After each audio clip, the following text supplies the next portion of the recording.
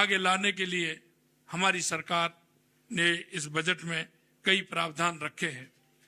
प्रदेश की 8 करोड़ जनता भाजपा का जिस तरह से अटूट विश्वास करते हुए उन्होंने हमें जो बहुमत दिया, हमारी सरकार कटिबद्ध है कि हम राजस्थान की 8 करोड़ जनता को उसका पूरा पूरा लाभ हम दें। अपना अग्रणी राजस्थान की दिशा में जनता की आशाओं और आकांक्षाओं को पूरा करने का वादा हमने संकल्प पत्र में किया था। इन वादों को पूरा करने के लिए हमारे मजबूत इरादे, दृढ़ इच्छा शक्ति आपने देखी होगी। हमने कहा था कि हम 45% वादे हमने जो हमारे संकल्प पत्र में थे वो हमने पूरे किए। हम आपको विश्वास दिलाते हैं जिन वादों के साथ हम आए थे, हमारी इस बजट में आपने उनकी झलक देखी होगी। मैं आपसे इतना ही कहना चाहता हूं कि हमारी सरकार संकल्प पत्र के एक एक वादे को पूरा करेगी, क्योंकि सरकारें जो बजट देती हैं वो बजट वो देती हैं चुनाव आने का इंतजार करती हैं, अंतिम साल में देती हैं, या बजट चुनाव से पूर्व बजट में कुछ प्रावधान करती है। आपने देखा होगा हमारे इस बजट में हमने युवाओं के लिए जो हमने वायदा किया था, हमने कहा कि हम 4 लाख सरकारी नौकरियां देंगे। हमने बजट में पूरे में रखा है कि हम 4 लाख देंगे। पिछले उसमें हमने 70,000 के लिए कहा था कि हम आपसे कहना चाहते हैं इस बजट में 1 साल के लिए हम 1 लाख लोगों को सरकारी नौकरी देने का काम हमारी सरकार करेगी। यही नहीं, मैं आपसे कहना चाहता हूं कि हमारे यशस्वी प्रधानमंत्री नरेंद्र मोदी जी के विकसित भारत की संकल्पना को लेकर के विकसित राजस्थान की आधारशिला हमने आज इस बजट के माध्यम से रखी है। हम इस बजट में हमारे युवा, जैसा कि मैंने बताया, हमारे युवाओं की भागीदारी और भी बढ़े, इसके लिए आपने देखा होगा स्पोर्ट्स यूनिवर्सिटी का निर्माण भी हम करेंगे। इसके साथ साथ संभागों में स्पोर्ट के हम कॉलेज भी, हमारे महाविद्यालय हम उसमें खोलेंगे। इसके साथ साथ हमने कहा है कि हर जिले में जिस खेल के लिए हम काम करेंगे जिससे कि टैलेंट निकल करके आए, 2036 का जो हमारा ओलंपिक है उसके लिए हमारी सरकार काम करेगी, जिससे कि हमारे युवाओं को एक इस तरह का साधन मिल सके जो अपनी प्रतिभा जो हमारे गांव में बैठी है वो निखर के आते हुए आगे आ सकती है।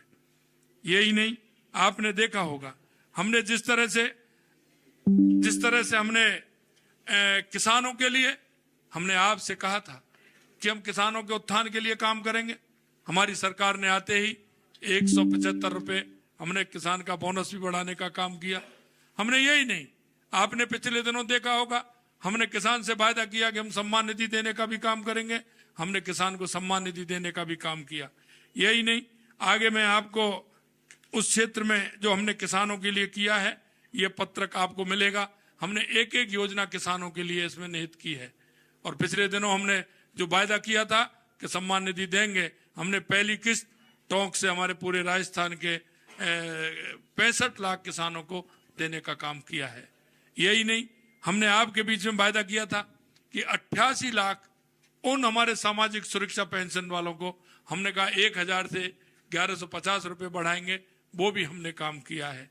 हमने ये भी कहा था कि आने वाले समय में पेयजल के लिए जो हम नल से जल जो योजना थी, आपने देखा होगा केंद्र की सरकार ने भी पैसा दिया, लेकिन पिछली सरकार का काम आपने देखा होगा उन्होंने उस पैसे का उपयोग भी नहीं किया। अगर उपयोग किया तो भ्रष्टाचार की भेंट चढ़ा, आप सभी उसको जानते हैं। हमने वायदा किया है कि हम 15,000 करोड़ रुपए व्यय करके 25 लाख ग्रामीण क्षेत्रों में नल से जल पहुंचाने की व्यवस्था करेंगे। ये हमने आज हमारे बजट में कहा है। यही नहीं, ऊर्जा के क्षेत्र में हमने कहा है कि आगामी 10 वर्षों में प्रदेश में विद्युत मांग के लिए आवश्यक ऊर्जा उत्पादन किया जाएगा। आपने देखा होगा हमने सरकार बनते ही 1,65,000 करोड़ रुपए के एमओ किए, 65,000 करोड़ रुपए का एक अलग किया। और आने वाले समय में हम पंप सिस्टम से भी हम आगे योजना बनाने वाले हैं, जिससे कि दिन में हम सोलर से उसको लें, रात को हम किसी भी तरह की कमी नहीं आए, उस काम को भी हम करें। 1800 मेगावाट का हमारा 12 में चल रहा है, अभी 2-3 साइड और हैं, उनको भी प्रारंभ करेंगे। हम सौर ऊर्जा के क्षेत्र में, कुसुम योजना के क्षेत्र में, और हमने किसानों से वायदा किया है कि उनको हम बिजली सिंचाई के लिए दिन में देंगे। दिन की हमारी बिजली होगी। तो हम आपसे कहना चाहते हैं, आज भी हमारे बजट में हमने कहा है कि किसानों को 2027 तक हम दिन में बिजली देने का काम हम करेंगे। ये योजना है, बृहद योजना है। आप जानते हैं, एक कोई योजना बनती है, समय लेती है, लेकिन हमने वायदा किया है राजस्थान की जनता से, चाहे पेयजल की योजना हो, चाहे ऊर्जा की योजना हो, समयबद्ध तरीके से पूरा करते हुए राजस्थान की जनता को उसका लाभ हम देंगे। यही नहीं, आपने देखा होगा, हमने सड़कों के क्षेत्र में 5 वर्षों में 53,000 किलोमीटर लंबाई का सड़क नेटवर्क लगभग 60,000 करोड़ रुपए बेकर के हमें बनाना है। कई हमारे प्रदेश में इस तरह के हैं, हाईवे भी हैं, लेकिन आज आवश्यकता है दूसरे कॉरिडोर की, तो हमने नए कॉरिडोर बनाने की भी बात है। हमने हमारे उपखंड से जिले स्तर की जो सड़कें हैं वो सिंगल हैं, उनको भी हमने कहा है कि उनको 2 लेन बनाएंगे, उनको भी पूर्ण करेंगे, उसमें भी हम काम करने वाले हैं। यही नहीं, मैं आपको और बताना चाहता हूं, क्षेत्रीय विकास एवं नागरिक सुविधाएं भी हैं। डॉक्टर श्यामा प्रसाद मुखर्जी जिला उत्थान योजना 500 करोड़ रुपए का प्रावधान हमने उसमें भी किया है। यही नहीं, 86 नगर निकाय जो हैं उनको, उनके यहाँ मटेरियल रिकवरी फैसिलिटी केंद्रों का निर्माण भी हम कराएंगे। इसी से ठोस कचरे का जो प्रबंधन से जो गंदगी फैलाने का काम करता है, उसके लिए भी हमने कहा है कि ऐसी 71 निकाय हैं, उनमें भी हम काम करेंगे। स्वच्छता के लिए हमें उसमें भी काम करना है। यही नहीं, औद्योगिक विकास के लिए हमने आपको बताया था कि हम औद्योगिक विकास के लिए हमारे इस तरह के 6 औद्योगिक क्षेत्र हैं जिनमें हम विकास करना चाहते हैं, उनका डेवलपमेंट हम करेंगे। हम जयपुर और दिल्ली के बीच में भी एक हम औद्योगिक क्षेत्र का निर्माण करने वाले हैं, जो एक अच्छा औद्योगिक क्षेत्र होगा। हाईटेक सिटी का भी हमने कहा है, वो भी हम करने वाले हैं। हमारे बाड़मेर रिफाइनरी है, उसके भी 145 प्रोडक्ट निकलने वाले हैं, वहां भी हम एक औद्योगिक क्षेत्र स्थापित कर रहे हैं। इस तरह का हम, आपने देखा होगा, मिनरल हमारे यहाँ है, लेकिन उस मिनरल का उपयोग दूसरे स्थान पर होता है। उस मिनरल का उपयोग हमारे राजस्थान के अंदर हो, उसके लिए भी हमने बांसवाड़ा, राजसमंद, चित्तौड़ और हमारे इस तरह के क्षेत्र हैं, उसमें भी उसको हम औद्योगिक क्षेत्र बनाते हुए हम उनका भी उपयोग करेंगे। यही नहीं, आपने देखा होगा भीलवाड़ा में टैक्स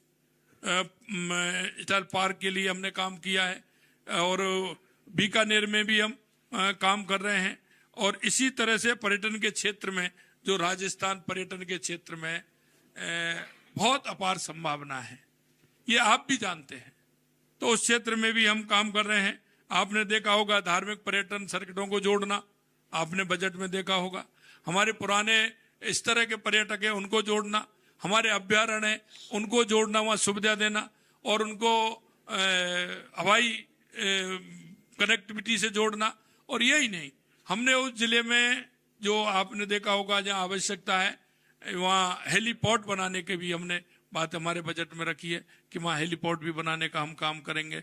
यही नहीं, आपने देखा होगा कि जिस तरह से वन और पर्यावरण के क्षेत्र में आपने देखा होगा, माननीय यशस्वी प्रधानमंत्री नरेंद्र मोदी जी के नेतृत्व में माँ के नाम एक पेड़ की योजना चली है।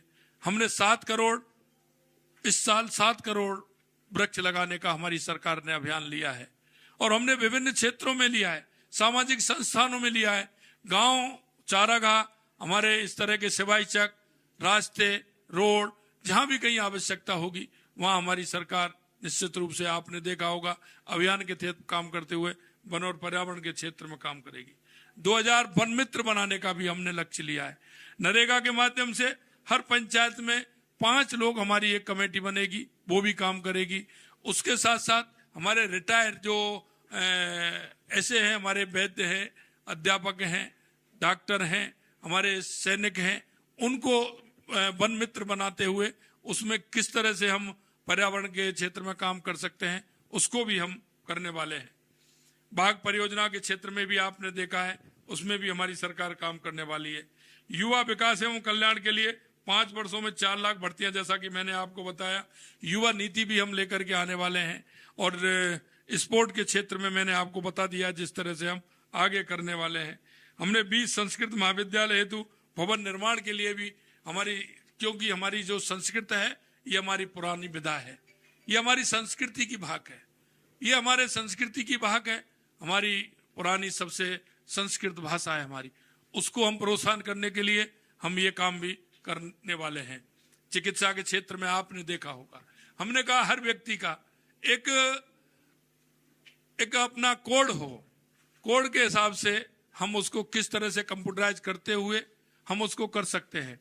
क्योंकि आप देखते हैं आए दिन कोई अगर जाता है हॉस्पिटल के अंदर, 10 दिन पहले रिपोर्ट होती है, रिपोर्ट कराने की आवश्यकता नहीं होती है, लेकिन फिर भी उसको जांच करानी पड़ती है। लेकिन हमने कहा कि हमारा एक कोड होगा, इंटरनेट पर उसका नंबर आएगा, कोड आएगा, और उसका पूरा जन्म से लेकर के आखिर तक क्या इसको पहले बीमारी रही है, एक उसमें डाटा पूरा उस व्यक्ति का मिलेगा, चाहे वो कोई भी व्यक्ति हो, उसका एक डाटा हो, राजस्थान के हर व्यक्ति का डाटा हो उसमें, जिससे कि उसकी पूरी जानकारी मिल जाए कि इस व्यक्ति को क्या पहले बीमारी थी, अब उसको क्या परेशानी है, और डॉक्टर उसको खोलते ही हर जगह उसकी सुविधा हो, हर हायर सेंटर से लेकर के नीचे हमारे प्राथमिक स्वास्थ्य केंद्र तक उसका लाभ ले सके। इस तरह के उनको लेने के लिए हमने ये भी करना है कि हमारी जो आवश्यकता होगी तो उनकी भर्ती भी हम करेंगे। आपने बजट घोषणा में देखा होगा, हमने चिकित्सकों की भर्ती के लिए और कंपाउंडरों की भर्ती के लिए, नर्सिंग कर्मचारियों की भर्ती के लिए, लेबोरेटरीज के उनके भर्ती के लिए वो भी हमने बात रखी है कि हम, क्योंकि जब तक व्यक्ति के किसी भी क्षेत्र में हो, जब तक उसके हाथ पैर नहीं होते हैं काम नहीं होता है।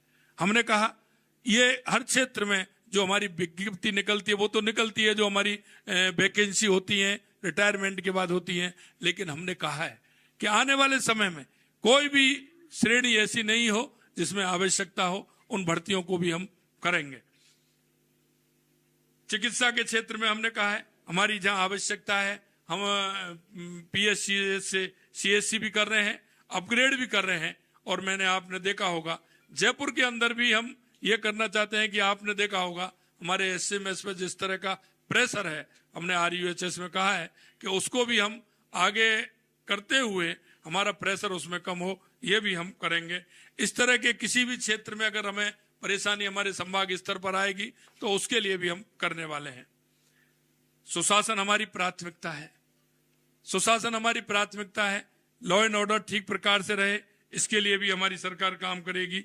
हमने सिंचाई के क्षेत्र में भी आपको मैंने बताया, ईआरसीपी हो, यमुना समझौता हो, चाहे हमारे माई की योजना हो, चाहे हमारे ब्राह्मणी की योजना हो, बहुत बड़ी योजना हमारे राजस्थान के अंदर आने वाली है। हमारी जो इंदिरा गांधी नहर आती है उसकी सिंचाई की व्यवस्था जो पोंग डैम से होकर के आती है, पंजाब के अंदर जो हमारी कच्ची नहर है, हमने हमारे इस बजट में उसको भी पक्की कराने का हमने फैसला किया है, और केंद्र सरकार से जो पैसा मिलेगा राज्य सरकार भी हमारी उसमें करते हुए लगभग 1400 करोड़ रुपए का प्रावधान उसमें है, उसे क्योंकि बार बार वो टूटती है उसे भी पक्का कराने का काम हमारी सरकार ने किया है।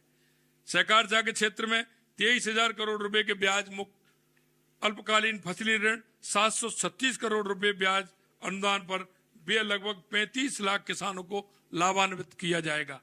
हमने इन सारे विषयों को लेते हुए हर क्षेत्र में हमारे बजट में पशुपालन डेयरी से लेकर के आपने देखा होगा, हमने अगर हमारा जो रेगिस्तानी जहाज है, राष्ट्रीय पशु हमारा ऊंट है, उसका जो अनुदान 10,000 मिलता था उसका हमने पालने के लिए हमने उसको भी 20,000 किया है, और हमने 500 पशु चिकित्सा उपकेंद्रों का भी किया है। 125 पशु चिकित्सकों को 525 पशुधन सहायकों की भर्ती के लिए भी कहा है कि जिससे हमारा, क्योंकि किसान का आप देखते हैं, किसान के साथ साथ पशुपालन हमारे किसान का प्रमुख काम होता है, वो उसका सहारा होता है, वो उससे धन उपार्जन करते हुए उसके जीवन में, किसान के जीवन में पशुपालन बहुत बड़ा काम है, हमने उसको भी किया है। इसके साथ साथ आपने देखा होगा कि हमारे बजट में हमने ऑर्गेनिक खेती के लिए भी हमने उसमें छूट दी है। हमने अगर वो 1 बीघा या 1.5 बीघा पौंड बना करके उसको करेगा तो हमने उसमें 10,000 रुपए का अनुदान देने का भी काम हमारी सरकार ने किया है। मैं आपसे इतना ही कहना चाहता हूं कि हमारी सरकार का जो संकल्प पत्र था और जिस संकल्प पत्र के आधार पर राजस्थान की 8 करोड़ जनता ने हमारे ऊपर विश्वास किया है, उस विश्वास को आगे बढ़ाते हुए हमारी सरकार उस काम को पूर्ण रूप से पूरा करेगी।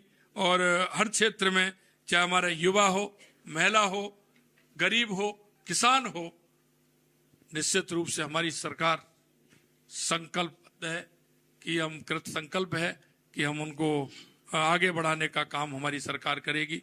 आप सभी ने आज का बजट देखा होगा, जिस तरह से हमने हर क्षेत्र को ध्यान रखते हुए इस बजट को हमारी विधानसभा में रखा है। हमारी वित्त मंत्री जी ने, मैं वित्त मंत्री जी को भी बहुत बहुत धन्यवाद देना चाहता हूं कि उन्होंने 3 घंटे इस बजट को बहुत ही बखूबी के साथ रखा।